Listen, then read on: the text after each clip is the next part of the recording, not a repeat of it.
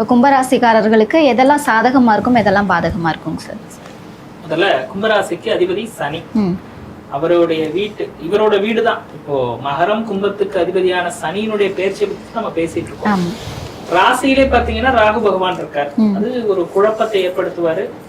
அப்படி ஒரு 2.5 வருட காலமா இவங்க குடும்பத்தினர்கிட்ட ஒரு பேச்சு வாங்கியிருப்பாங்க. அவங்க என்ன பேச்சு அப்படின்னா செல்ஃபிஷ், சுயநலவாதி அப்படின்னு இருப்பாங்க. ஏன் அப்படி சொல்லிருப்பாங்க?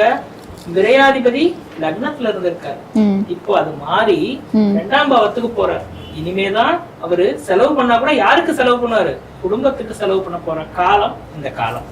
அப்போ இன்னும் என்ன, தனம் தேடி ஓடுவாங்க. இவ்வளவு நாள் ஓடலனாலும் பொருள் வேணும். அப்போ பொருள் இல்லாருக்கு உலகில்லை, அருள் இல்லாருக்கு அவ்வுலகில்லைம்பாங்க. அப்போ பொருள் தேடி ஓட போற காலம் இது.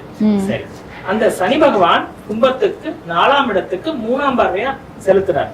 அப்போ தாய் வழி உறவுகள், தாய் சொத்து, இந்த விஷயங்கள்ல கவனம் செலுத்தணும். அடுத்து பாத்தீங்கன்னா அவருடைய 7ஆம் பார்வையாக அட்டமஸ்தானத்தை பாக்குறாரு. இப்போ பேச்சுல கவனம் தேவை. அடுத்து பாத்தீங்கன்னா திருமணம் காலம் அப்படின்னா 8ங்கிறது வரதட்சணைக்கு உரிய பாவம்.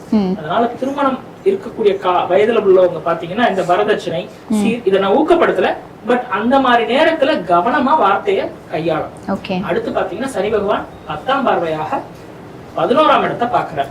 அப்போ 11 அப்படிங்கிறது எதை குறிக்குது அப்படின்னா நட்புகளை தான் குறிக்குது.